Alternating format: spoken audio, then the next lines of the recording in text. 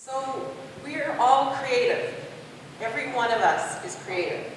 And engaging in that creative process helps to keep us healthy. And I want you guys just for a minute to think about what you like to do if you have a free afternoon or evening, albeit they probably are rare. But what is it you like to do? Do you like to curl up with a book? Do you like to read? Do you like to write poetry?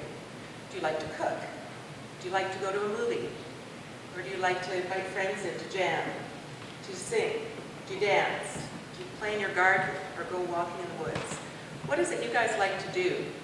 We all have something, and we all need something to help us to relax and unwind and engage in that creative process. The strength of our community is our people and our collective creativity. It's a tool that we have that needs to be nurtured. It's a tool for exploring and for learning and for healing. When I was in high school, we didn't do gym class unless you were going to be on one of the school teams. Which tells you how old I am, probably. Because it was shortly after that we realized everybody needed to be physically active. We all need to be physically active, even if we are not to be a professional athlete or be on a school team. And it's the same with creativity. We all need to be creative, even if we'll never be a professional artist. We all need to exercise that creativity. So Arts Health Antigonish began in January of 2013 at the Sustainable Antigonish table. At that time, we had young artists in the community who were doing a presentation on what it meant to be a young artist in Antigonish. And they were questioning how culture was a pillar of sustainability when they didn't feel valued. And they were having trouble staying here. They were having trouble finding work. And they were asked in return how they saw their work interacting with the other pillars of sustainability, with the environmental, the economic, and the social pillars. Because the pillars of a sustainable community don't stand in isolation, they interact with each other to form a foundation for a sustainable community. And their immediate response was the arts health link, linking to the social pillar.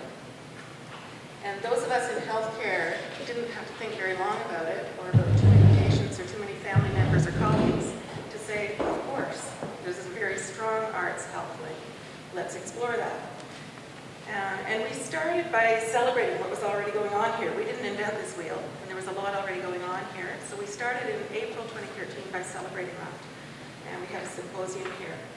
And then we went on to explore further how we could deepen that connection. So AHA operates, and excuse me for calling it AHA, that's how we endearingly refer to it. We operate with 6 main principles.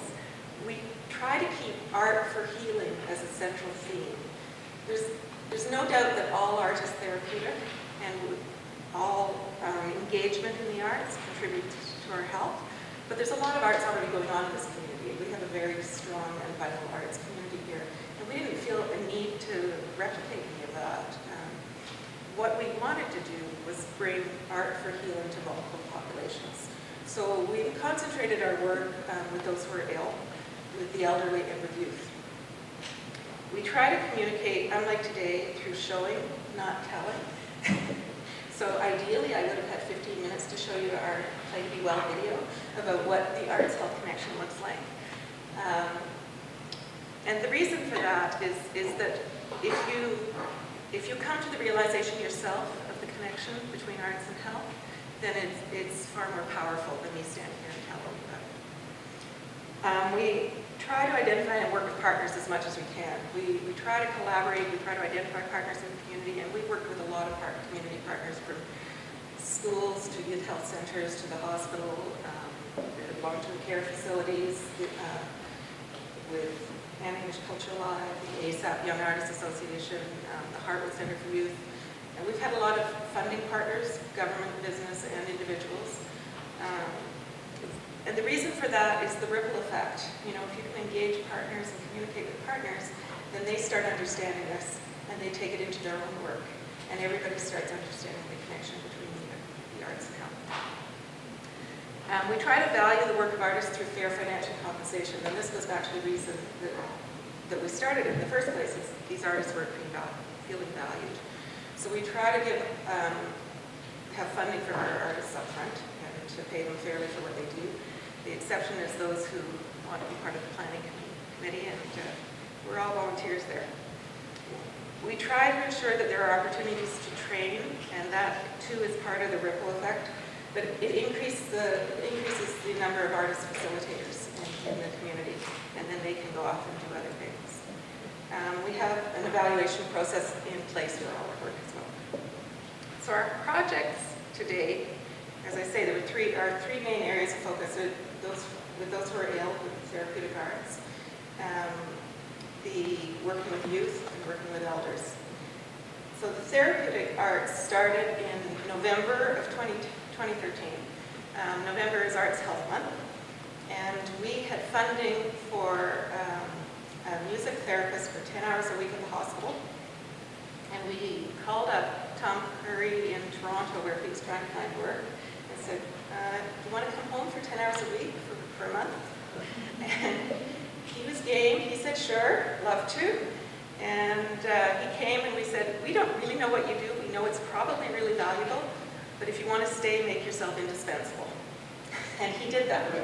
A week after he was here, we had nurses, managers, families, administration all saying, how can we keep this guy?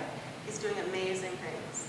So we scrounged up funding for another month, and then with more scrounging, we're able to fund him through 2014 for 30 hours a week for the whole year. And I'm really delighted to tell you that as of June 2015, the music therapy position is fully funded by the healthcare system. He's all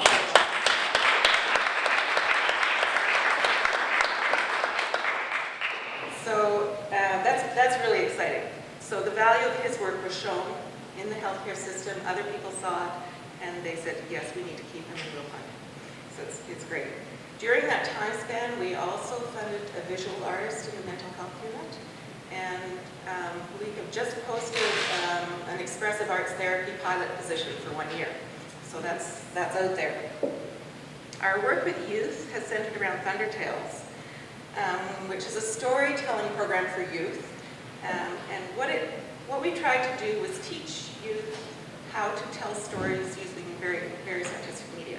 So we had an arts facilitating program, and we brought artists in to help show them how to tell stories through drumming, or through clowning, or through visual arts, with clay making, with songwriting, with anyway, a whole lot of visual arts were brought in. And this program ran off and on for about 1.5 years, and 8 to 12 week sessions.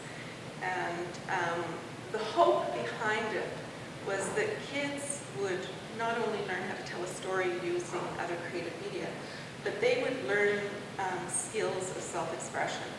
And in doing that, they would gain self-confidence and self-esteem. And that they would also develop coping strategies. That's how kids learn how to cope rather than taking out frustration or anger in negative ways.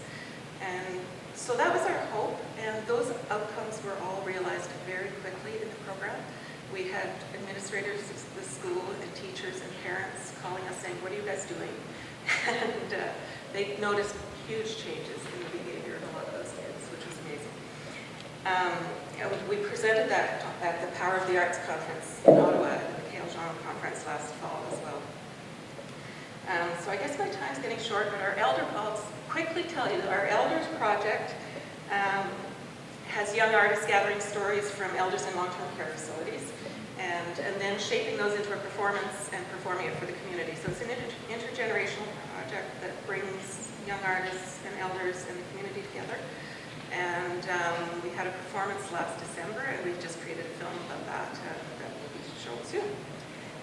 We do other projects as well as those, but the other thing that we do is enable artists to do their own projects. So a lot of artists have their own idea that they're passionate about, that they want to go with an arts health project, and they might need help with finding funding, finding a grant, with accessing the healthcare of the school system, with a funding model, or managing their finances. Anyway, we try to support them in any way we can in doing that.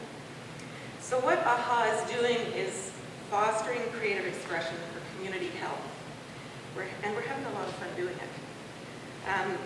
The arts and culture not only give a community its vitality and its joy, but the creative process is vital in giving us hope and healing.